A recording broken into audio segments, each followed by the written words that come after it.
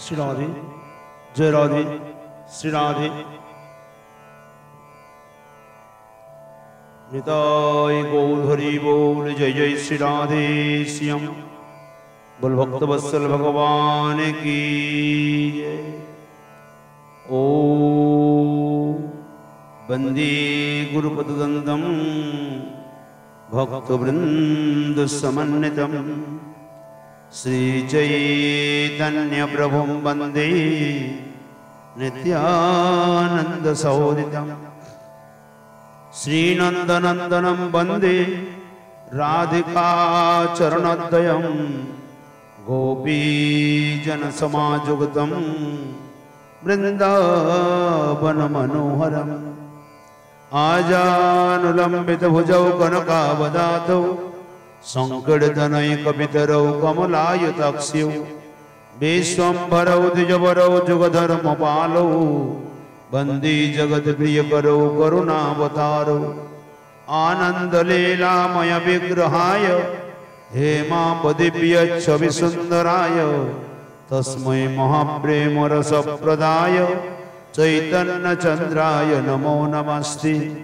पंचतत्त्वात्मकं कृष्णं भक्तरूपस्वरूपकं भक्त्यावतारं भगताख्यं नमामि भक्तसगतिकं पादौ जदीयौ प्रथमद्वितीयौ तृतीयतृतीयौ कथितौ चतुरो नाभिस्तथा पञ्चमयेव षष्ठ भोजन्तरं दुर्जुगलं तथान्यो कंठस्तु राजन्नवमुरजदीयौ मुखारविन्दं दशमो प्रफुल्लम् एकादशो जस्य ललाटपटं शिरोपितो द्वादश एव भाति तमादिदेवं करुणानिधानं तमालवर्णं सुहितावतारम् अपार संसार समुद्र सेतुं भजामहे भागवत स्वरूपम् यं प्रव्रजन्तमनुपेतमपेतकृत्यं द्वैपायनो विरह कातर आजुहाव पुत्रेति तन्मयतयातरवोऽभिनेदु स्तं सर्वभूतहृदयं मुनिमानतोऽस्मि जस्वानुभावमखिलश्रुतिसारमेकम् अध्यात्मदीपमतिथितिर्सतामितमन्दं संसारिणां करुणयाः पुराणगुह्यं तं व्याससूनुमुपयामि गुरुं मुनीनाम् जयतां सुरतो पङ्गुर्मम मन्दमतिर्गति मत्स्वर्वस्वपदाम्बोजो राधामदनमोहनं दिव्यद्वृन्दारण्यकल्पद्रुमाधः श्रीमद्रत्नागार सिंहासनस्थो श्रीमद्राधा श्रीलगोविन्ददेवौ पृष्ठालिभिसेव्यमान्यौ स्मरामि श्रीमान् रासरसारम्भे वंशीवटतटस्थित कर्शन वेणुशनैर्गोपीर् गोपीनाथ श्रीअस्तु न जय श्री चैतन्य हरि जय नित्यानंद जयाद्वैत चंद्र जय गौर भक्तवृंद जय रूप सनातन भट्ट रघुनाथ श्रीजीव गोपाल भट्ट दास रघुनाथ এই ছয় গোসাই করো চরণ বন্দন যাহা হইতে বিঘ্ন নাশ অভিষ্ট পূরণ এই ছয় গোসাই প্রভু কর মোর দয়া আমি চরণে শরণ নিলাম দেহ পদ ছায়া সব সুতা বৈষ্ণবের করি চরণ বন্দন কৃপা করি মোর মাথে দেহ শ্রী চরণ সব সুতা বৈষ্ণবের পাদে মোর কোটি নমস্কার সর্বে পদ ধুলি দেহ মস্তকে আমার हृदय स्फुरन कराओ जे হয় কহাও বাণী কি কহি ভালো মন্দ কিছুই না জানি निताय गौर हरि बोल जय जय श्री राधे श्याम बल भक्त वत्सल भगवान की जय।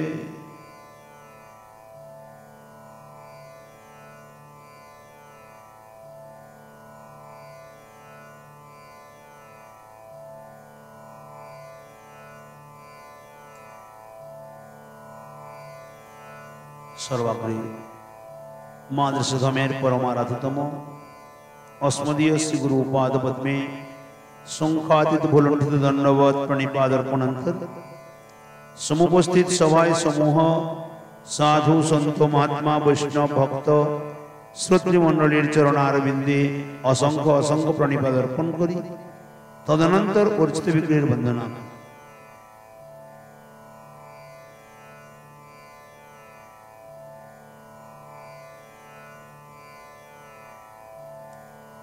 बलभक्तवत्सल भगवान की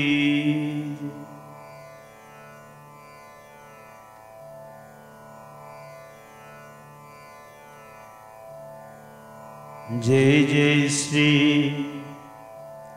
राधा रमण, जय जय नवल किशोर, जय गोपी चित चोर प्रभु, जय जय माखन चोर।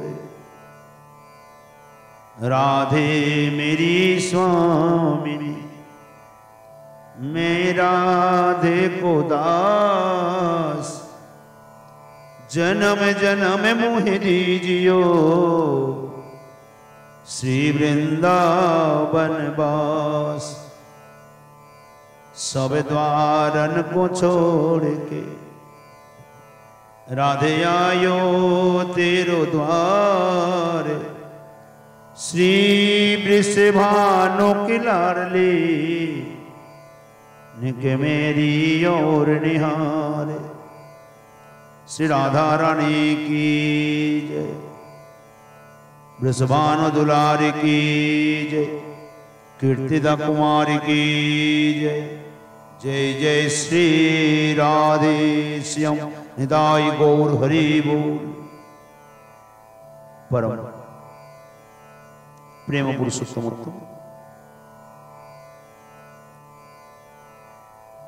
कली पावन अवतारी श्रीमन महाप्रभु गौरांग सुंदरी परम प्रिय पार्षद श्री कृष्णदास कविराज गोस्वामी पाद विरचित श्री श्री चैतन्य चरितामृत ग्रंथे नित्य प्रति कथामृत आस्वादने कल सायंकाल আমরা आदि लीला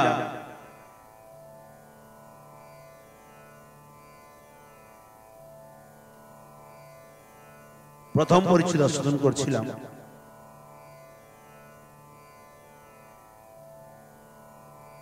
ततोदुत्संग मुत्सज्य सत्सुसज्जित बुद्धिमान संतो एवास छिन्दन्ति मनोव्यसंग मुक्तिभिः। कल प्रसंगे जे छिलो जीवे साक्षात नहीं ताते गुरु चैत्य रूपी शिक्षा गुरु हन कृष्ण महांत स्वरूप। कल এই প্রসঙ্গে কথা ছিল মহান্ত কাকে বলে। এই প্রসঙ্গে কাল ছিল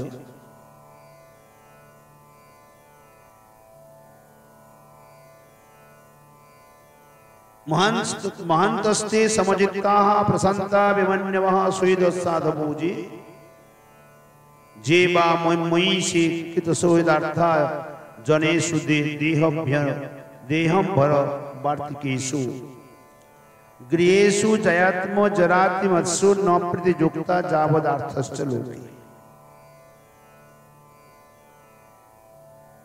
पद्मपुराण থেকে উদাহরণ দিয়েছেন এখানে সকল জীবের প্রতি যাহাদের সমান দৃষ্টি আছে। মহান্ত কাকে বলে? সমস্ত জীবের প্রতি যার সমান দৃষ্টিভঙ্গি আছে, যাহাদের চিত্তে কোনো কুটিলতা নেই, কপটতা নেই, ছল কপট নেই, কুটিল নয়, সরল, যাহারা প্রশস্ত প্রশান্ত, অর্থাৎ শ্রী ভগবানে যাহাদের বুদ্ধি নিষ্ঠা প্রাপ্ত হয়েছে, যাহারা সকলের সুহৃদ, সবার কল্যাণকারী সুহৃদ, যাহারা ক্রোধ শূন্য, যাহারা সাধু অর্থাৎ সদাচার পরায়ণ, আর শ্রী ভগবানে প্রীতিকেই যাহারা পরম পুরুষার্থ বলে মনে করেন। শ্রী গোবিন্দের প্রতি যে প্রীতি তাকে যাহারা পরম পুরুষার্থ বলে নিত্য নিরন্তর মনে করে।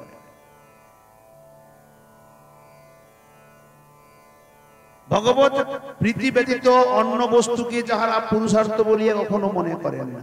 এখানে কতগুলি কথা বললেন। প্রথম কথা হলো যাহারা সমদৃষ্টি সম্পন্ন। শাস্ত্রে বলছে অয়ম নিজ পরব্যক্তি গণনাম লঘুচেতসাম, এটি আমার, এটি তার। এই মনোবৃত্তি যার আছে হলো সংকোচী মনোবৃত্তি। উদার চরিতানন্তু বসুধৈব কুটুম্বকম, যিনি উদার চরিত্রের হয়, সম্পূর্ণ ব্রহ্মাণ্ড সমস্ত জগৎ তার বন্ধু আপনজন। আর আমাদের দৃষ্টিতে এ আমার, সে তার, এটি সংকোচী মনোবৃত্তি। সাধু যিনি মহান মহৎ, তার কাছে সব সমান, তার কাছে কোনো ভেদ বুদ্ধি নেই, তার চিত্তের মধ্যে কোনো কুটিলতা নেই, ছল কপট নেই। তার চিত্ত সদা সর্বদা দুঃখেষু অনুদ্বিগ্ন মনা, সুখেষু বিগত স্ত্রিয়া, ভীত রাগ ভয় ক্রোধ মনমনা ধীর মুচ্যতে। না সুখে অধিক আনন্দ, না দুঃখে অধিক শোক, সদা সর্বদা প্রশান্ত চিত্ত। অর্থাৎ শ্রী ভগবানে যাহাদের বুদ্ধি নিষ্ঠা প্রাপ্ত হয়েছে, যারা কৃষ্ণ ছাড়া কিছু বোঝে না, কৃষ্ণ বিনা তৃষ্ণা ত্যাগ, যারা সকলের কল্যাণকারী, সবার সুহিত, সবার বন্ধু মিত্র, সবাই যাকে ভালোবাসে, যাহারা ক্রোধ শূন্য, যারা সাধু অর্থাৎ সদাচার পরায়ণ, অনাচার নয়, সদাচার পরায়ণ। শ্রী ভগবানের প্রীতিকে যাহারা পরম পুরুষার্থ বলিয়া মনে করেন, শ্রীকৃষ্ণের প্রতি যে প্রীতি, তাকে পরম পুরুষার্থ বলে যারা মনে করেন। ভগবত প্রীতি ছাড়া অন্য বস্তুকে যাহারা পুরুষার্থ বলে মনে করেনি না। কেবল ভগবত প্রীতি, ভগবানের প্রীতির নিমিত্ত যে কার্য, ওটিকে পুরুষার্থ মনে করেন। ভগবানের প্রীতি ছাড়া অন্য কোন বস্তুকে তারা কোন বিশেষ পুরুষার্থ বলে মনে করেন না। দেহ রক্ষা বা দেহের তৃপ্তি সাধনের নিমিত্ত যাহারা জীবিকা নির্বাহ করিতেছে, যারা এই সংসারে আমি, আমার, আমার শরীর, আমার বন্ধু বান্ধব, আমরা খাবো, আমরা বাঁচবো, এরই নিমিত্ত কেবল তৃপ্তি সাধন করছে, তারা দেহের তৃপ্তিজনক বস্তুকে ভালোবাসে। বিশেষ যাহারা ভগবত ধর্ম সম্বন্ধে আলোচনা করে না, ভগবানের সম্বন্ধে কোনো কথা বলে না, সর্বদা সাংসারিক কথোপকথন করে, সর্বদা এই রূপ বিষয়াসক্ত ব্যক্তি সকলের প্রতি, যারা কেবল সাংসারিক জগতের কথাবার্তা নিয়ে থাকে, তারা বিষয়াসক্ত, তার মনটা বিষয়ের মধ্যেই পড়ে আছে। এই জন্য কোন সময়ে ভগবত বিষয়ক ছাড়া অন্য কথা আলোচনা করতে নেই। আন কথা না কহিব, আন কথা না শুনিব, সকলই কহিব পরমার্থ।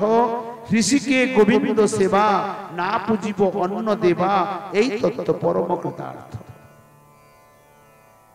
অতএব বিষয়াসক্ত ব্যক্তি সকলের প্রতি যাহাদের প্রীতি নাই, স্ত্রী পুত্র ধনাদি যুক্ত গৃহেও যাহাদের কোনো মন নেই, কোনো প্রীতি নেই, সংসার পরিজন বন্ধু বান্ধব জমি বাড়ি টাকা পয়সা, যারা কেবল ইন্দ্রিয় তৃপ্তির নিমিত্ত সংসারের নিমিত্ত করতে আছে, এই প্রকার স্ত্রী পুত্র ধনাদির প্রতি যাদের মমতা নেই, মোহ নেই।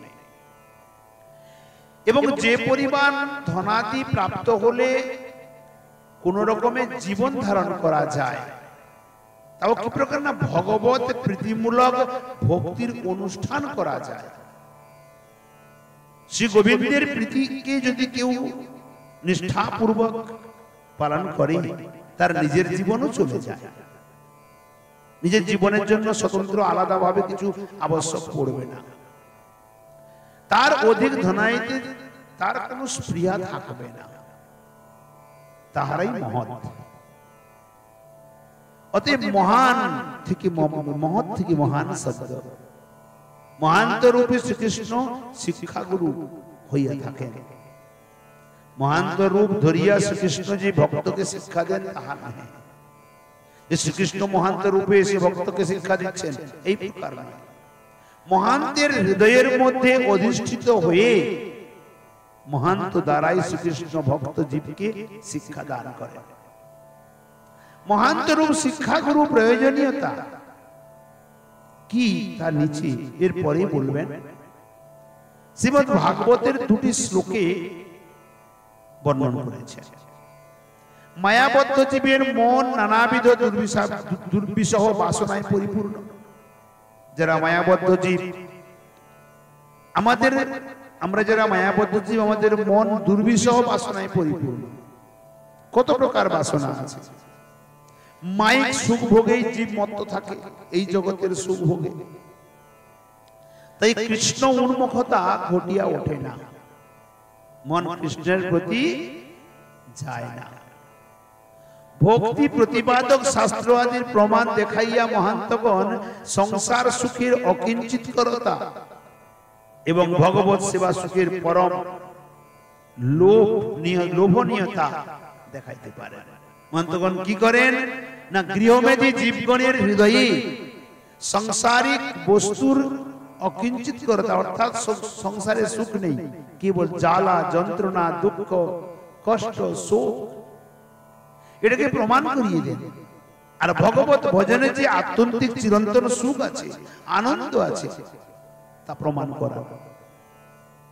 আর ভগবত লীলা কথা দিয়ে শুনাইয়া জীবকে এতই আনন্দ করেন যে তাহার হৃদয়ের দুর্বাসনা ধীরে ধীরে ক্ষীণ হয়ে ক্রমশ নষ্ট হয়ে যায়।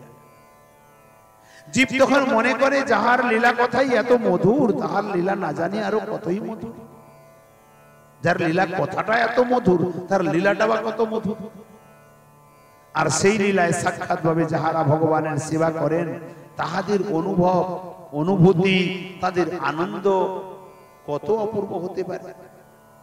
এইরূপ মায়াবদ্ধ জীব ক্রমশ ধীরে ধীরে ভক্তি পথে উন্মুখ হয়ে যায়। তাই যারা জীবের হৃদয়ে ভগবত প্রেমকে ভক্তিকে জাগরিত করিয়ে উন্মুখ করিয়ে দেন, তারা মহান।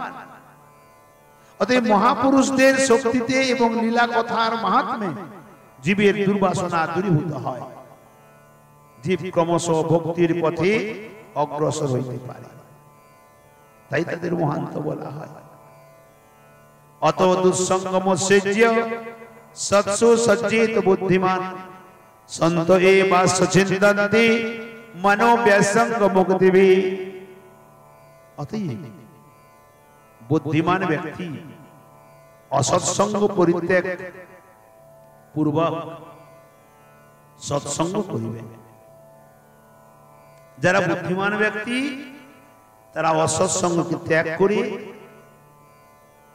সৎসঙ্গ করবে। কারণ অসৎসঙ্গ ত্যাগ এই বৈষ্ণব আচার। এই জন্য বলছেন সৎ ব্যক্তিগণ উপদেশ বাক্য দ্বারা ওই ব্যক্তির মনের বিশেষ আসক্তি। কি বললেন? সৎ ব্যক্তিগণ উপদেশের দ্বারা অর্থাৎ বাক্যের দ্বারা ওই ব্যক্তির মনের যে বিশেষ আসক্তি, অর্থাৎ সংসারের প্রতি যে আসক্তি। বহু দেখা যায় আজীবন ব্রজবাস করে মৃত্যুর সময়ে ঘরে চলে যায়। কেন? আজীবন ব্রজবাস করছে আর মৃত্যুর সময়ে যে কোনো মতে ঘরে গিয়ে মরছে। কারণ তার চিত্ত ওই সংসারে পড়ে আছে। শরীরটা আছে বৃন্দাবনে, কিন্তু অন্তরাত্মা বৃন্দাবনে নেই। ও নাতি পুতি সংসার পরিজন বন্ধু বান্ধব জমি বাড়ি টাকা পয়সা ওর মধ্যে পড়ে আছে। এই জন্য অন্তিম ক্ষেত্রে যেখানে চিত্ত থাকে শরীর ওখানেই ভাগ্যক্রমে চলে যায়। আর কারো যদি বৃন্দাবনে দেহ রাখতে হয়, তাকে ওই বন্ধনগুলি মনের থেকে সরিয়ে মনকে বৃন্দাবনে লাগাতে হবে। মন যদি বৃন্দাবনে লাগে তো ব্রজরানীরও কৃপা হবে, রজরানীরও কৃপা হবে, রাধারানীরও কৃপা হবে। অতএব যে ব্যক্তির মন যেখানে নেই সেখানে বেশি দিন থাকতে পারবে না, তাকে বলপূর্বক আটকে রাখা হয়। এই জন্য মনকে আগে বৃন্দাবনে লাগাতে হবে। যেন এখানে বলছেন ওই ব্যক্তির মনের যে বিশেষ সংসার আসক্তি, ওই মহান্তগণ হরি কথা শ্রবণ করিয়ে করিয়ে তার ওই সংসার আসক্তিকে ছেদন করিয়ে দেন। কিন্তু এখানে আরো একটি কথা আছে, এখানে শুনলাম আর এখানে বের করে দিলাম, ওতে কোনো কাজ হবে না।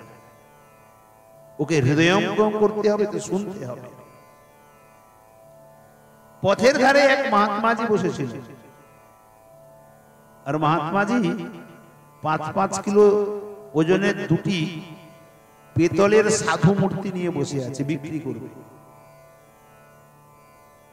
তো পথিকরা যাচ্ছে বাজারের দিনে, জিজ্ঞাসা করছে, ভাই তোমার এই সাধু মূর্তিটি খুব দেখতে খুব সুন্দর লাগছে, কত দাম?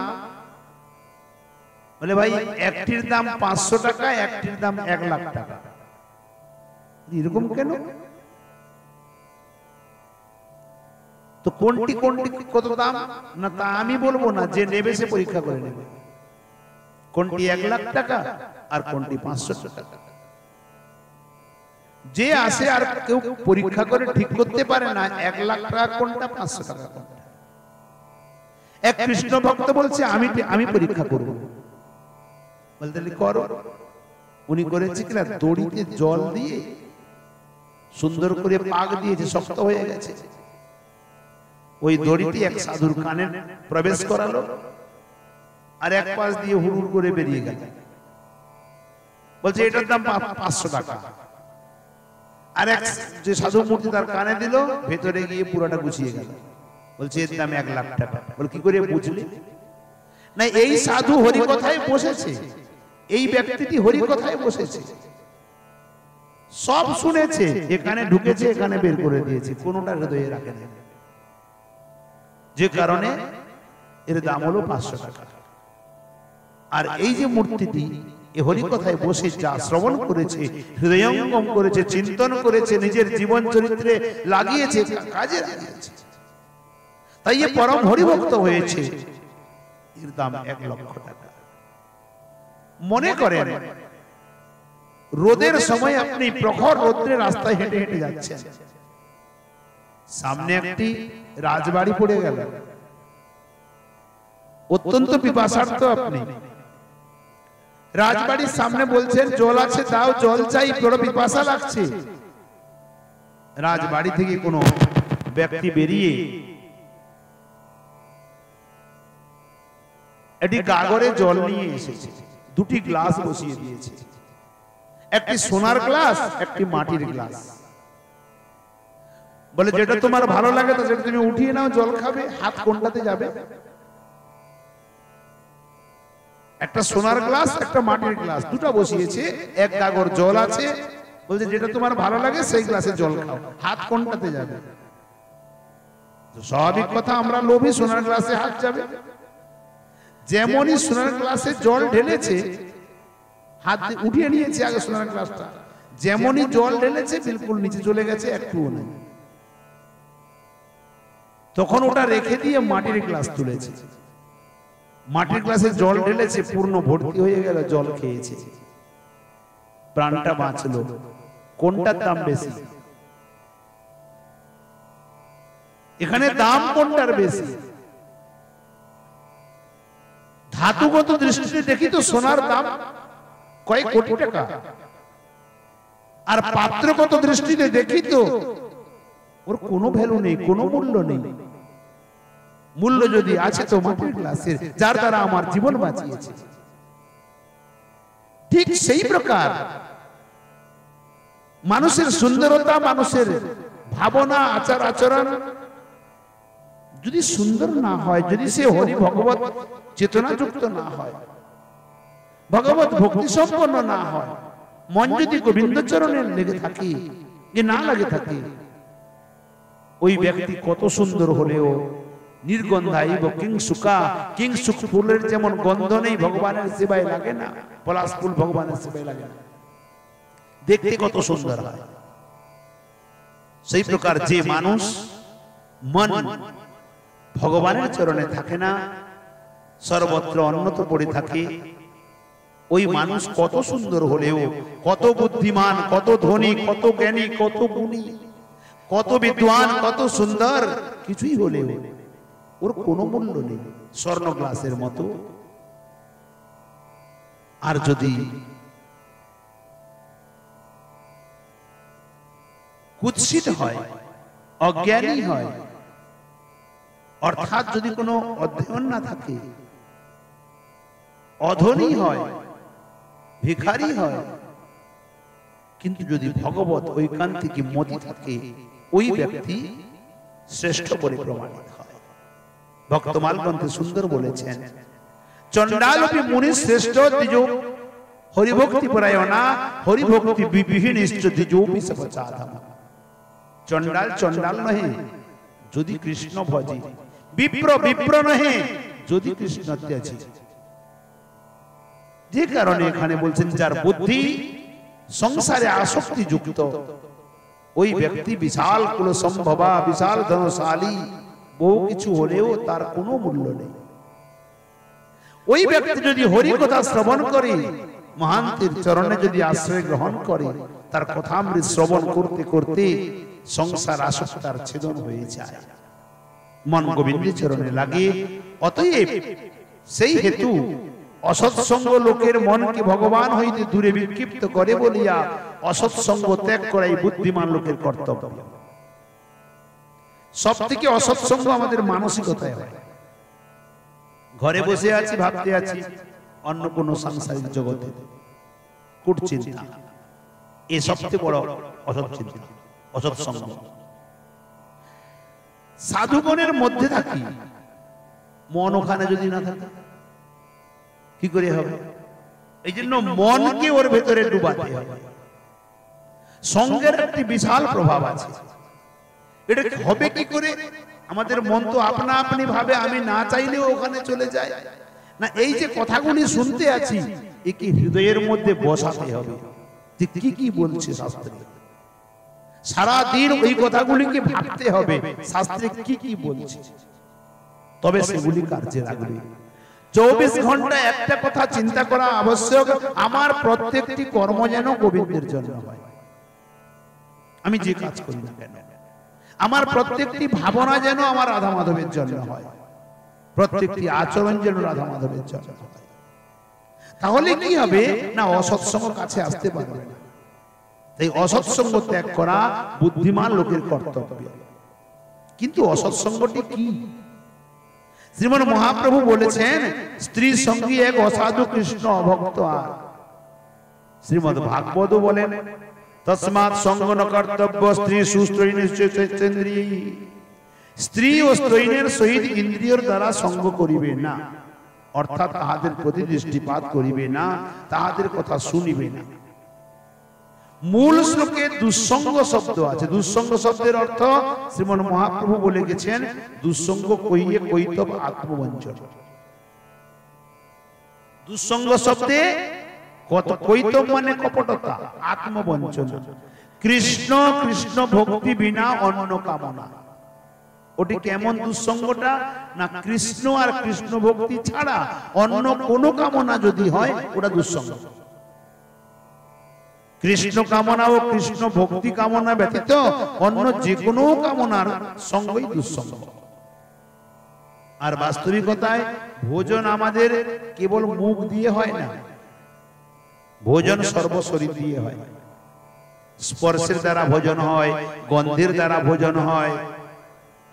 কোথাও রান্না চলছে, নাকি গন্ধ আসছে, জিভে জল আসছে, আঘ্রাণে অর্ধ ভোজন। কানে যদি কোনো মিঠাই মন্দার কথা শুনি তো মুখে জল আসে। কর্ণে শ্রবণের দ্বারাও ভোজন, চোখে দৃষ্টির দ্বারাও ভোজন। যে কারণে কৃষ্ণ কৃষ্ণ ভক্তি বিনা অন্য যে কোনো কামনা ওটি দুঃসঙ্গ। কৃষ্ণ কামনা ও কৃষ্ণ ভক্তি কামনা ব্যতীত অন্য যে কোনো কামনার সঙ্গই দুঃসঙ্গ। দুঃসঙ্গের প্রভাবে ভগবত বিষয় হয়ে চিত্ত বিক্ষিপ্ত হয়ে পড়ে।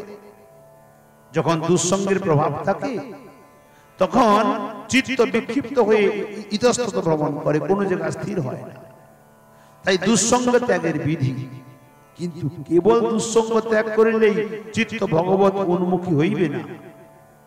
যদি কেবল দুঃসঙ্গকে পরিত্যাগ করা যায়, চিত্ত ভগবত উন্মুখী হবে না। সঙ্গে সঙ্গে সৎসঙ্গও করতে হবে। আমি দুঃসঙ্গটাকে পরিত্যাগ করলাম বটে, কিন্তু যদি সৎসঙ্গ না করি, তাই সৎসঙ্গও করতে হবে। অসৎসঙ্গ ত্যাগে অপি ন কিঞ্চিৎ স্যাৎ, কিন্তু সৎসঙ্গে নৈব। ক্রমসন্দর্ভতে বলছেন অসৎসঙ্গ ত্যাগ করে দিলাম, তাতে কিঞ্চিৎ হবে না, সৎসঙ্গের আবশ্যকতা। বাস্তবিক সৎসঙ্গ না হইলে প্রকৃত প্রস্তাবে অসৎসঙ্গ ত্যাগ হইতেও পারে না। বলে অসৎসঙ্গ ত্যাগ করে দিলাম, কিন্তু হবেটা কি করে ত্যাগ? এই জগতে দুটি সঙ্গ, একটি অসৎসঙ্গ, একটি সৎসঙ্গ। যদি অসৎসঙ্গে ত্যাগ করি তার মানে সৎসঙ্গ থাকবে, আর যদি সৎসঙ্গ করি তো অসৎসঙ্গ দূরে যাবে।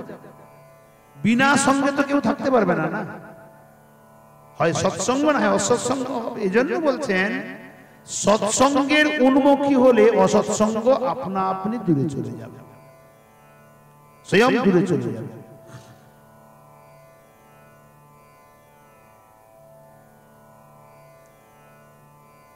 বাস্তবিক সৎসঙ্গ না হলে প্রকৃতভাবে অসৎসঙ্গ দূরে যায় না। অসৎ লোক ও অসৎ বস্তু হইতে নিজের দেহটাকে কিছুকালের জন্য দূরে সরাইয়া রাখা যায় বটে।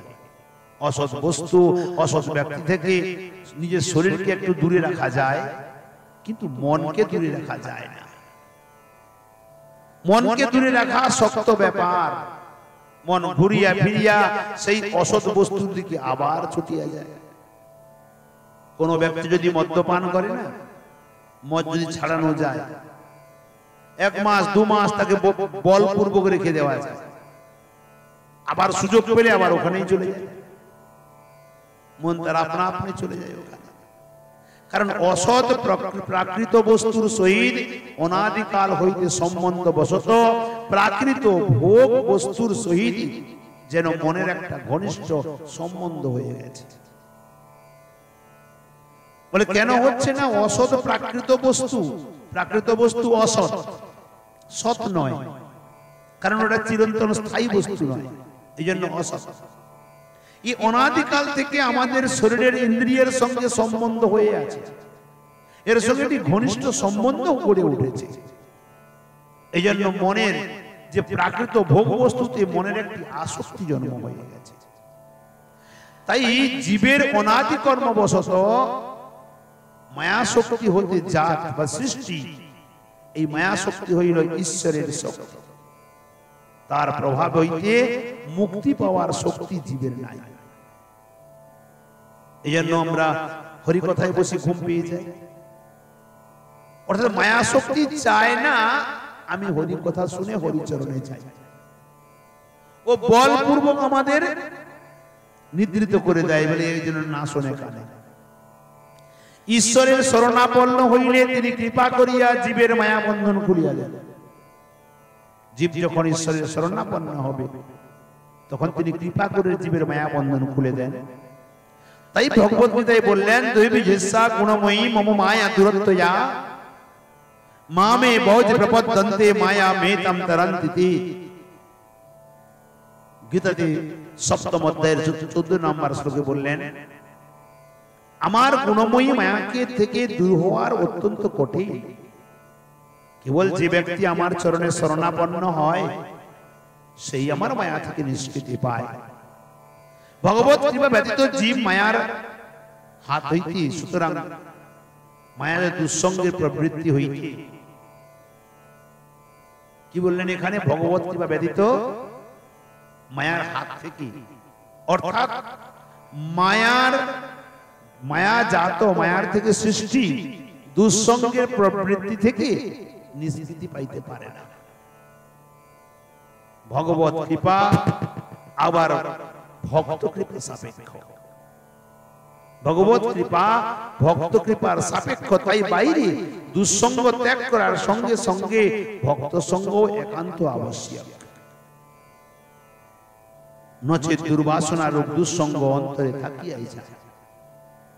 যে দুর্বাসনা রূপী দুঃসঙ্গ অন্তরে থেকে যায়, এই জন্য বলা হয়েছে দুঃসঙ্গ ত্যাগ করিয়া সৎসঙ্গ করিবে। সৎসঙ্গটি কি? সৎ কাকে বলে? শ্রীমদ্ ভাগবতে শ্রী ভগবান বলছেন, যাহারা অনপক্ষ অর্থাৎ যাহারা কর্মজ্ঞানাদির কি দেব মনুষ্যাদির কোনো অপেক্ষাই রাখে না, যারা কর্মজ্ঞান আদির বা কোনো মনুষ্য আদির কোনো অপেক্ষা রাখে না, যারা কেবল আমাতে অর্থাৎ শ্রী ভগবানের চিত্ত অর্পণ করিয়াছেন, ভগবান ছাড়া কাউকে বোঝে না। দেখবেন কৃষ্ণ ভক্তের মধ্যে খুব দেখা যায় তিলক মালা মোটা মোটা একবারে বড় বড়, অথচ যদি কোনো বিপত্তি পড়ে না, এই মন্দির ওই মন্দির, ওখানে তন্ত্র ওখানে যন্ত্র, বিবিধ জায়গায় আমরা দৌড়ে বেড়াই। এতে কি লাভ হয় না? ভগবত চরণ থেকে চিত্ত চলে আসে, একনিষ্ঠতা নষ্ট হয়ে যায়, ভক্তি ব্যভিচারী হয়ে যায়। এই জন্য গোবিন্দ ছাড়া অন্য কোথাও মন রাখবে তুহু মারাবে তুহু। আমরা সাধু হয়েও হাতে বিভিন্ন প্রকার পাথর পরি, চুড়িমুটি রাখি, বহু দেখা যায়। এতে গোবিন্দের প্রতি ভরসা কমে যায়, ভরসা থাকে না।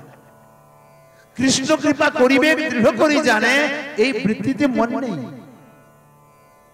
তাই নিজের রক্ষার জন্য বিভিন্ন প্রকার ব্যবস্থা করি আমরা। এর প্রমাণ স্বরূপ দেখা যায় স্বয়ং দ্রৌপদী, যিনি যাজ্ঞসিনী যজ্ঞ হতে উৎপন্ন হয়েছিলেন, যিনি পূর্বজন্মে মৃত্যু দেবী ছিলেন, সাক্ষাৎ আমাদের এই জগতের যিনি মৃত্যু দেবী, তিনি দ্রৌপদী রূপে এসেছিলেন, যিনি এক পাঞ্চাল দেশের রাজকন্যা, দ্রুপদ রাজার পুত্রী, চক্রবর্তী সম্রাট পাণ্ডু মহারাজের পুত্রবধূ। চক্রবর্তী সম্রাট মহারাজ যুধিষ্ঠির সহ 5 ভাই পঞ্চ পাণ্ডব, যে অতিরথী মহারথী পরম বীর, তাদের পত্নী, যে সভার মধ্যে পিতামহ ভীষ্ম, পরাজয় পিতামহ ভীষ্ম, যার জীবনে কোনোদিন পরাজিত হন নাই, যিনি পরশুরামের শিষ্য, যে সভার মধ্যে ধর্মরাজের অবতার মহাত্মা বিদুর বিদ্যমান আছেন, কুরু রাজ ধৃতরাষ্ট্র বিদ্যমান, ওই সবার মধ্যে দ্রৌপদীকে যখন কেশবাস আকর্ষণ করে এক বস্ত্রাবস্থায় রজস্বলা পরিস্থিতিতে দুঃশাসন অন্তঃপুর থেকে টানতে টানতে নিয়ে আসি, ওই অবস্থাতে দ্রৌপদী লাঞ্ছিতা, লুণ্ঠিতা, নির্যাতিতা, নিষ্পেষিতা, এমতো অবস্থায় দ্রৌপদী সমস্ত রাজন্যবর্গকে বলছেন, আপনাদের এই সভার মধ্যে আমার এই দুর্দশা আপনারা কেউ দেখতে পাচ্ছেন? শ্রীকৃষ্ণ কি ওখানে ছিলেন না? ওখানে শ্রীকৃষ্ণ ছিলেন। তিনি যদি জগতের কোণে কোণে নিবাস করেন, তিনি কি সবাই ছিলেন না? উনি ছিলেন, সাক্ষাৎ রূপে ছিলেন না, পরোক্ষভাবে ছিলেন। গোবিন্দ মনে মনে ভাবছেন দ্রৌপদী আমাকে ডাকবে, আমি তাকে রক্ষা করব,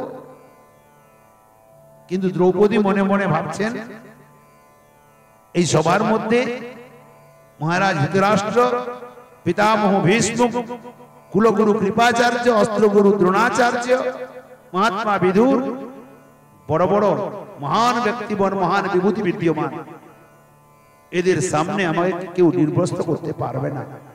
আর দুর্যোধন আদেশ দিয়েছে, দুর্যোধন আদেশ দিয়েছে কি নির্বস্ত্র করে আমার জঙ্ঘার উপরে বসিয়ে দাও, দুর্যোধনকে আদেশ দিয়েছে। শ্রীকৃষ্ণ বলতে মনে মনে ভাবছেন, আচ্ছা বুড়ো বাবাগণের ভরসা আছে এখন, আচ্ছা ওটা পরীক্ষা করে নাও। দ্রৌপদী দুহাত তুলে ডাকলেন, কেউ শুনলো না। মনে মনে ভাবছেন শ্রীকৃষ্ণ এবারে দ্রৌপদী আমাকে ডাকবে, আমি রক্ষা করব। কিন্তু দ্রৌপদী মনে মনে ভাবছেন এরা যদি রক্ষা না করে না, আমার 5 পতি অতিরথী মহারথী বীর বিদ্যমান তারা অবশ্য রক্ষা করবে। আর দেখলো তারাও কেউ রক্ষা করছে না, তারাও কেউ মুখ তুলে তাকাচ্ছে না। শ্রীকৃষ্ণ মনে মনে ভাবছেন এবারে তো আমাকে ডাকবে, আমি রক্ষা করব। দ্রৌপদী মনে মনে ভাবছেন কেউ যদি রক্ষা করতে না পারে না, আমি ক্ষত্রায়ণী, আত্মরক্ষা করার ক্ষমতা আমার আছে, আমি নিজেকে নিজে রক্ষা করতে পারবো। দ্রৌপদী নিজের বস্ত্রের গাঁট ধরে দাঁড়িয়ে গেছে। শ্রীকৃষ্ণ মনে মনে ভাবছেন এখনো আত্মবলের ভরসা আছে, নিজের আত্মবলের ভরসা আছে। এখানে প্রমাণিত হয়ে যায় গোবিন্দের প্রতি ভরসাকে ছেড়ে দিয়ে আমরা পরিবার পরিজন বন্ধু বান্ধব দেবদেবী ঠাকুরজি অন্য অন্য জায়গায় মন যতক্ষণ ঘুরাতে আছি ততক্ষণ শ্রীকৃষ্ণ আসছেন না রক্ষা করার জন্য। ঠিক আছে, ওটাও পরীক্ষা করে নাও আত্মবলটা কেমন আছে। দ্রৌপদী শাড়ির গাঁট ধরে দাঁড়িয়ে গেছে। যখন দ্রৌপদীর হাত থেকে শাড়ির গিঁট খুলে চলে গেল, তখন দ্রৌপদী দুহাত তুলে বলছেন, শ্রীকৃষ্ণ দ্বারিকাবাসী কৃষ্ণ গোপী জনপ্রিয় কৌরবৈ কই পরিভূয়ং মাং কিম ন পশ্যসি কেশব। হে শ্রীকৃষ্ণ, হে দ্বারিকাবাসী, হে গোপী জনপ্রিয়, কৌরব গণের দ্বারা আমি লাঞ্ছিতা, লুণ্ঠিতা, নির্যাতিতা, নিষ্পেষিতা, তুমি কি দেখতে পাচ্ছ না? কিম ন পশ্যসি কেশব। এইটুকু দ্রৌপদীর ডাকতে দেরি হয়েছে, আমার গোবিন্দের আসতে দেরি হয় না। শ্রী গোবিন্দ স্বয়ং বস্ত্র অবতার হয়ে দ্রৌপদীকে বেষ্টন করে গেছেন। শাড়ি দুঃশাসন মনে মনে ভাবছে এ কি শাড়ির মূর্তি না মানুষ? साड़ी बीच नारी है कि नारी बीच साड़ी है कि साड़ी है कि नारी है कि नारी है कि साड़ी है। দুজন মনে মনে ভাবছে শাড়ির মধ্যে নারী আছে না নারীর মধ্যে শাড়ি আছে, না শাড়ি নারী হয়ে গেছে না নারী শাড়ি হয়ে গেছে। বস্ত্রের পর্বত হয়ে গেছে টানতে টানতে। দুঃশাসনের বলিষ্ঠ বলিষ্ঠ ভুজদ্বয় পরিশ্রান্ত হয়ে দুঃশাসন মূর্ছিত হয়ে মাটিতে পড়ে গেছে। দ্রৌপদীকে নির্বস্ত্র করতে পারেনি। অতএব দেব মনুষ্য আদি কোনো অপেক্ষা রাখে না। যে ব্যক্তি যাহার কেবল আমাতে চিত্ত অর্পণ করিয়াছে, কেবল আমাকে ছাড়া কিছু জানে না, ক্রোধ শূন্য, যাহা সর্বজীবে সমদর্শী, দেহ দৈহিক বস্তু যাহারা মমতা শূন্য, যাহারা নিরহংকারী, মান অপমানে তুল্য বুদ্ধি, এবং যাহারা নিষ্পরিগ্রহ, পুত্র কলত্র আইতে আসক্তি শূন্য, তাহারাই সৎ আর তাহারাই সাধু। সন্ত অনপেক্ষা মচ্চিত্তা প্রশান্তা সমদর্শিনঃ, নির্মমা নিরহংকার নির্দ্বন্দ্বা নিষ্পরিগ্রহ। যে সন্ত অনপেক্ষ, কার প্রতি অপেক্ষা নেই, মচ্চিত্তা আমাকে চিত্ত দিয়েছে, প্রশান্ত সর্বদা প্রশান্ত থাকে, সমদর্শিনঃ সমদর্শী, নির্মম কার প্রতি মমতা নেই, নিরহংকার কোনো অহংকার নেই, নির্দ্বন্দ্ব তার ভিতরে কোনো দ্বন্দ্ব নেই, নিষ্পরিগ্রহ। অতএব এই প্রকার ব্যক্তি ভাগবতী ১১২৬ অধ্যায়ের ১৭ নম্বর শ্লোকে বললেন, ইনি হলেন মহান্ত, ইনি হলেন সাধু।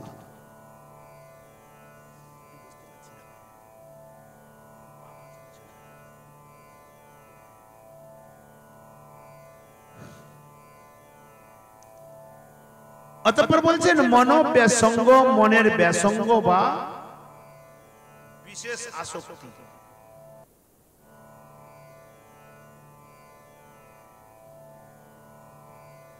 মনের ব্যাসঙ্গ বা বিশেষ আসক্তি। বিশেষ আসক্তি শব্দে না মায়িক বস্তুতে আসক্তি, ভক্তি বিরুদ্ধ আসক্তি, কৃষ্ণ কামনা ও কৃষ্ণ ভক্তি কামনা ব্যতীত অন্য কামনা। জীবের এই আসক্তি একমাত্র সাধু ব্যক্তি দূর করতে পারে, অন্য কেউ পারে না। তবে হ্যাঁ, একটি বিশেষ কথা আছে, সবার মনের দুর্বাসনাকে সমস্ত সাধু দূর করতে পারবে না, সব সাধুর দ্বারা হবে না। উদাহরণস্বরূপ বলি, যখন গীতা হয়েছিল, কোথায় হয়েছিল গীতা? কুরুক্ষেত্রের যুদ্ধে। এই কথাগুলি মনে রাখবে, কারণ এই কথাগুলো যদি শোনার পরে ভুলে যাও তাহলে কোনো কাজ দেবে না।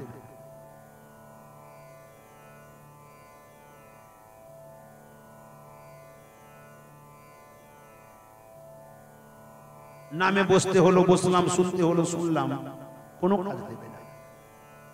আমি আমার নিজের জীবনের কথা বলছি। আমি যখন বসতাম হরিকথার মধ্যে, সবসময় ডায়েরি নিয়ে বসতাম। বহু ডায়েরি আছে আলমারির মধ্যে, দেখবে সব ডায়েরি লিখা ভরা ভরা ভরা ভরা। লিখলে কি হয়? ব্রেনে থাকে, বেশিরভাগটা লিখলে মনে থাকে। যতটা পড়লে মনে থাকবে না, লিখলে বেশি মনে থাকে, কারণ নিজের দ্বারা লেখা হচ্ছে। ওটি পরে আবার ওটি দ্বিতীয়বার দেখতে হয় কি কি লিখে এনেছি, তাহলে সব কথাগুলি স্মরণে চলে আসে। এগুলি বিশেষ ধ্যানে রাখা আবশ্যক। এই জন্য শুনে একে কাজে লাগানো দরকার। কি কথাটি বলতে যাচ্ছিলাম,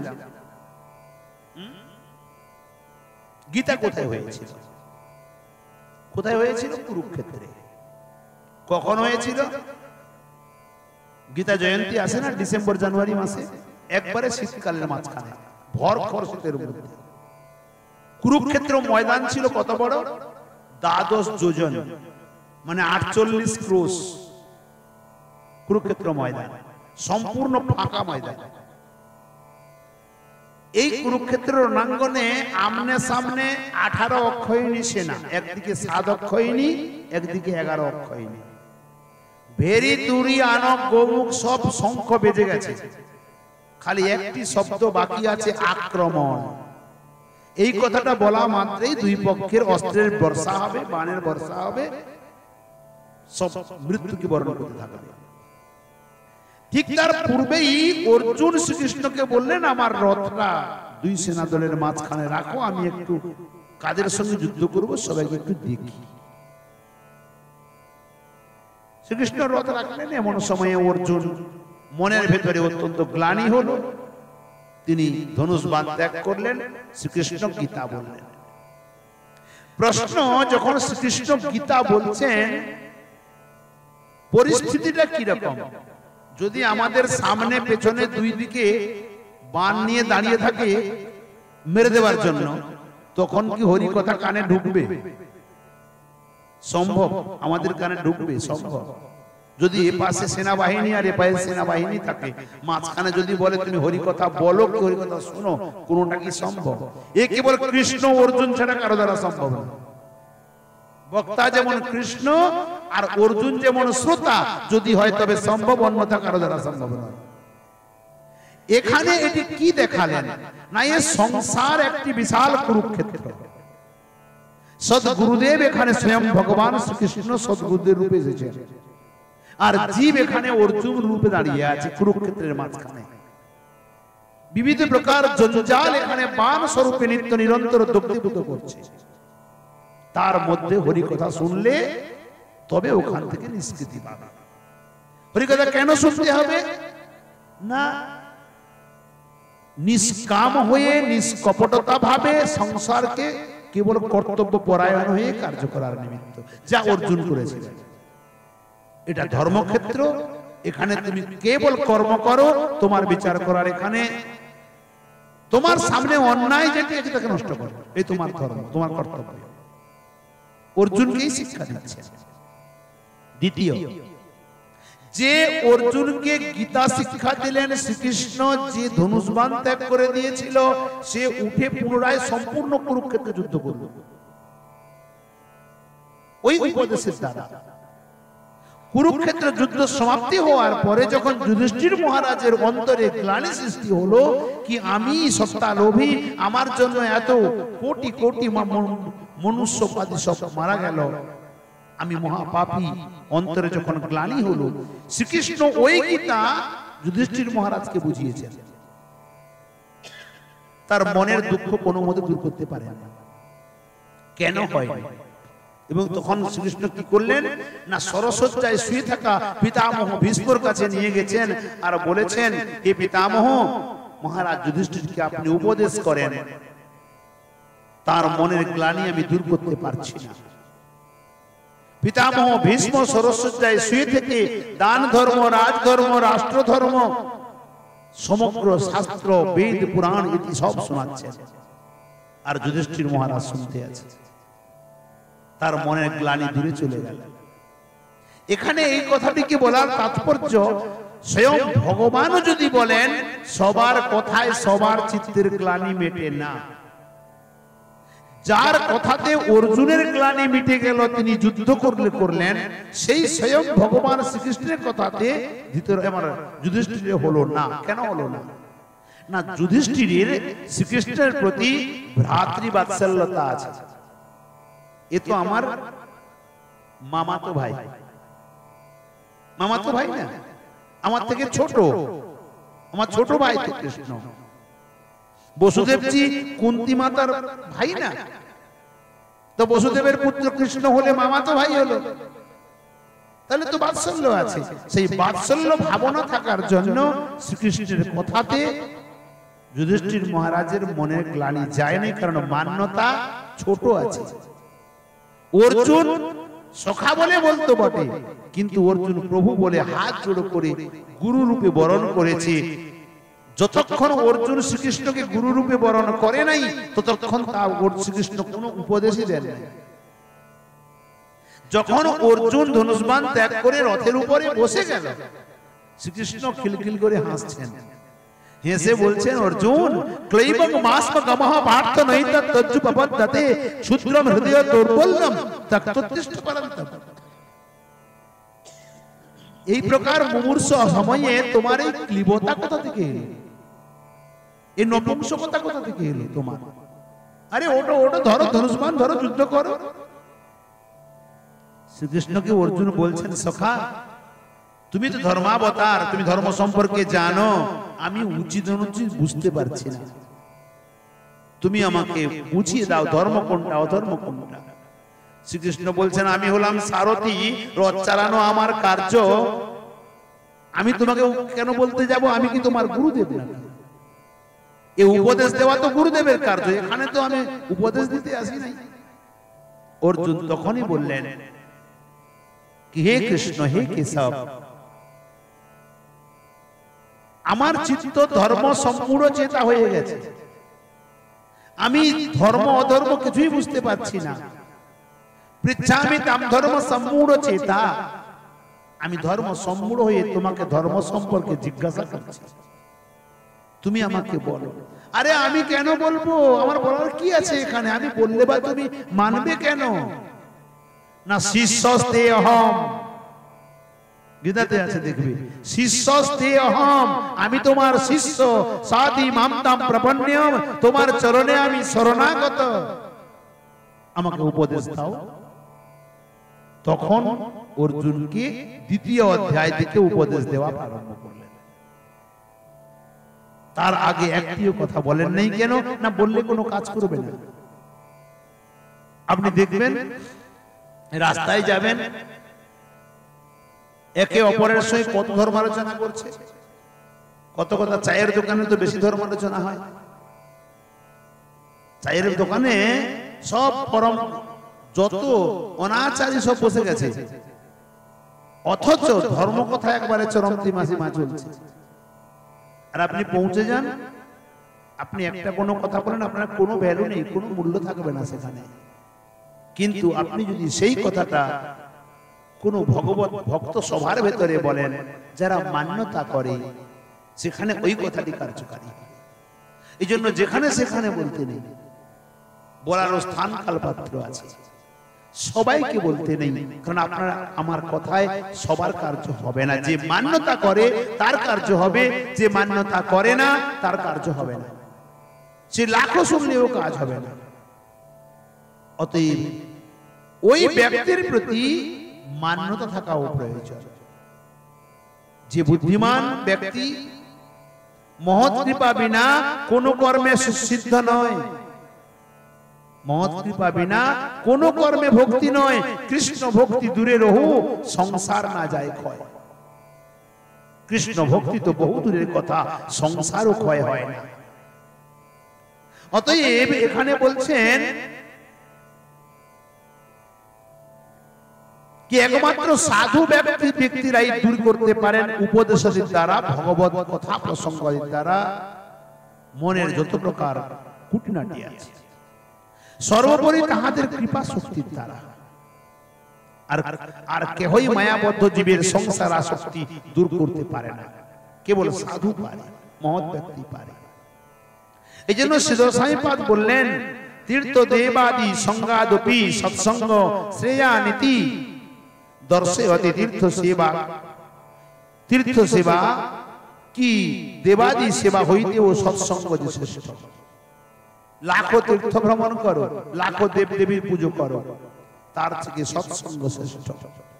তাহাই দেখানো হলো। বিশ্বনাথ চক্রবর্তীবাদ বললেন, সুকৃত তীর্থদেব শাস্ত্র জ্ঞানাদিনাম তাদৃশাম সামর্থ্যমিতি জ্ঞাপিতম। পুণ্যকর্ম, তীর্থ সেবা, দেব সেবা, শাস্ত্র জ্ঞানাদি দেব, এইরূপ সৎসঙ্গ বিষয়াসক্তি দূরীকরণ যোগ্য সামর্থ্যের ন্যায় সামর্থ্য নাই। কেউ পুণ্যকর্ম করে, কেউ তীর্থ সেবা করে, তীর্থ ভ্রমণ করে, কেউ দেবদেবীর সেবা পূজা করে, কেউ শাস্ত্র অধ্যয়ন করতেই থাকে, আজীবন শাস্ত্র পড়তে আছে, পিএইচডি করে কত কিছু করে ফেলছে। কিন্তু যদি সৎসঙ্গ না হয়, হরি কথা কর্ণে শ্রবণ না হয়, তার এগুলি কোনো কাজে লাগবে না। স্বয়ং প্রহ্লাদজি মহারাজ নৃসিংহদেবকে বললেন, বিপ্রাতিসরে গুণযুতাদর বিন্দ নাম পাদার বিন্দ বিমুখাৎ সপচম বরিষ্ঠম। ব্রাহ্মণ যদি চতুর্বেদ সম্পন্ন হয়, তোমার প্রতি ভক্তি না করে, তার সমস্ত কিছু নিরর্থক, কোনো কাজে না। অতএব মহৎ কৃপা বিনা কোন কর্মে ভক্তি নয়। কৃষ্ণ ভক্তি দূরে রহু, সংসার না যায় ক্ষয়। অতঃ বুদ্ধিমান শব্দের ধ্বনি এই যে, তাহারা দুঃসঙ্গ ত্যাগ করিয়া সৎসঙ্গ করেন, তাহারাই বুদ্ধিমান। আপনাকে সৎসঙ্গ থেকে দূরে সরানোর জন্য পারিপার্শ্বিক অসৎসঙ্গ প্রচুর পরিমাণে আসবে, প্রচুর পরিমাণে। আর মায়াদেবী ওগুলি নিয়ে আসবে, যাতে আপনি অসৎ কথা বলেন, অসৎ সঙ্গ করেন। সৎ ব্যক্তির মুখে অসৎ ভাষা যেন কোনো সময় না আসে, কারণ ওই অসৎ ভাষা তার বুদ্ধিবৃত্তির মধ্যে ক্রিয়ান্বিত হবে, তার নিজের ইন্দ্রিয়গুলিকে অসৎ দিকে নিয়ে যাবে। সর্বদা সৎ চিন্তা, সৎ বৃত্তি, সৎ ব্যবহার, সৎ ভাবনা, সৎ বাক্য, সৎ ভাষা, অসৎ ভাষা, কুভাষা যেন না আসে। আর যার মুখে অসৎ ভাষা আছে, ওর নিত্য নিরন্তর অসৎ চিন্তন, অসৎ সঙ্গ হবে। অতএব অসৎ সঙ্গ ত্যাগ, এই বৈষ্ণব আচার। আর যাহারা তাহা করেন না, তাহারা বুদ্ধিহীন। এখানে বলেছেন স্ত্রী সঙ্গী এক অসাধু, কৃষ্ণ অভক্ত। আর স্ত্রী সঙ্গী শব্দে যারা ব্যস্যাগমন করে বা অবৈধ স্ত্রী সম্বন্ধ আদি কি এখানে বর্ণনা করেছে, নিষেধ করেছে। যতরা বিষয় আসক্তি দূরীভূত হতে পারে, এইরূপ হিত উপদেশ আদি মহান্ত দিকের নিকটে পাওয়া যায় বলিয়া তাহারা শিক্ষা গ্রহণ। এই প্রমাণ করিবার উদ্দেশ্যে এই শ্লোক এখানে উদ্ধৃত করেছেন। সৎসঙ্গ কোথায় পাবো? দ্বিতীয় শ্লোকে বলেছেন, আগামীকাল আমরা প্রয়াস করব, মহারাজের কাছে কথা বলবো। আমি উপস্থিত থাকি বা আমি না থাকি, আপনি নিত্য আসবেন, যেমন আসছেন নিত্য আসবেন। আমি না থাকলে ইনি পাঠ করে শোনাবে। নিত্য অবশ্যম্ভাবী রূপে আমার রাধা মাধবকে তার গুণকথা শ্রবণ করানো চাই। রাধা মাধব ভোগ এতটা ভালোবাসে না, যতটা তার কথা ভালোবাসে, তার গুণগাথা ভালোবাসে। এই জন্য নিত্য তার গুণগাথা কমসে কম 1 ঘন্টা হওয়া দরকার। তাই কালকেও প্রয়াস করব, একই সময়ে 7:30 দিকে চেষ্টা করব। আজকে কথা আমরা এখানে বিশ্রাম দেব। আগামীকালের প্রসঙ্গ থাকবে স্বয়ং কপিল দেব নিজ মাকে বলেছেন সৎসঙ্গ কিভাবে করা যাবে, সৎসঙ্গ পাবো কোথায়। শ্লোক বর্ণনা করেছেন, শতাম প্রসঙ্গান মম বীর্য সংবিদো भवन्ति हृत्कर्ण रसायना कथा तज्जो सनादा शुभवर्ग वर्तमानी श्रद्धा रतिर भक्ति अनुक्रमेश्वर কিভাবে শ্রদ্ধা রক্তি ভক্তি বাড়ে গোবিন্দ চরণে তার রাস্তা দেখিয়ে দিয়েছেন আমরা কালা সুদন করব আজকে এখানে বিশ্রাম দিই বল ভক্তবৎসল ভগবান কি জয় মৃদঙ্গ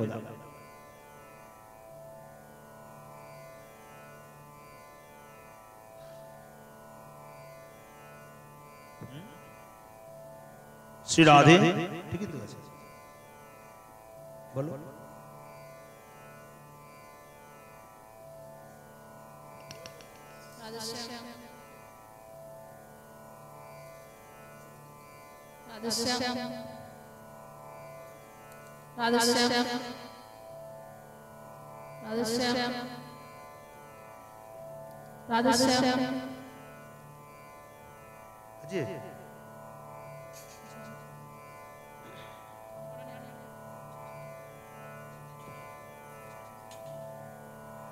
जय जय राधे कृष्ण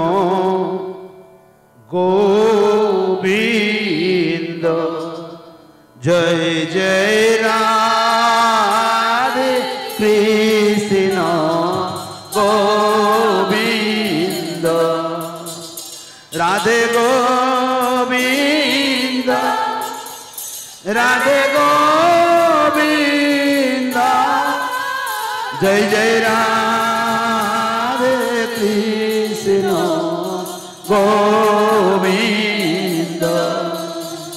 जय जय श्याम सुंदर मदन मोहन वृंदावन चंद्र जय जय राधा रमण रास बिहारी श्री गोकुलानंद जय जय राधा कांत राधा विनोद श्री राधे गोविंद जय जय रासेश्वरी विनोदिनी भानुकुल चंद्र जय जय ललिता विशाखा आदि जत सखी वृंद जय जय श्री रूप मंजरी आदि मंजरी नंद जय जय पूर्णमासी कुंद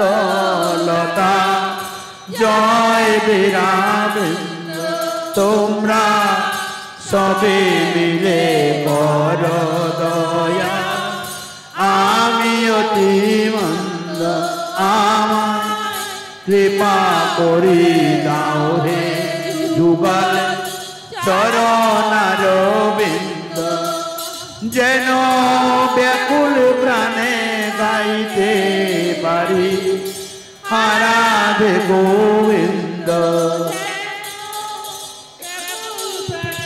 গাইতে পারি রাধে গোবিন্দ যেন গাইতে পারি রাধে গোবিন্দ যেন গাইতে পারি জয় জয় রাধে কৃষ্ণ গোবিন্দ জয় জয় রাধে কৃষ্ণ রাধে কৃষ্ণ গোবিন্দ जय जय श्री गौरांग नित्यानंद श्री अद्वैत चंद्र गदाधर श्रीवासादि गौर भगत वृंद जय श्री कृष्ण चैतन्य प्रभु नित्यानंद हरे कृष्ण हरे राम श्री राधे गोविंद हरे कृष्ण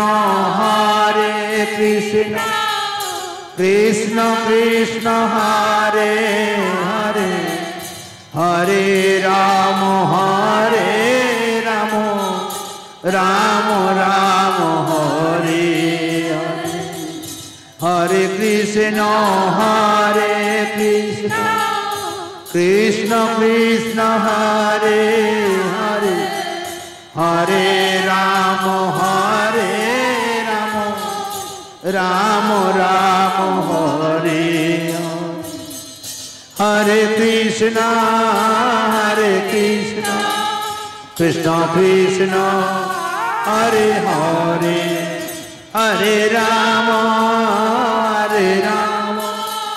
राम राम हरे हरे निताई गौर हरि बोल हरि बोल हरि बोल हरि बोल हरि बोल हरि बोल हरि बोल निताई गौर हरि बोल।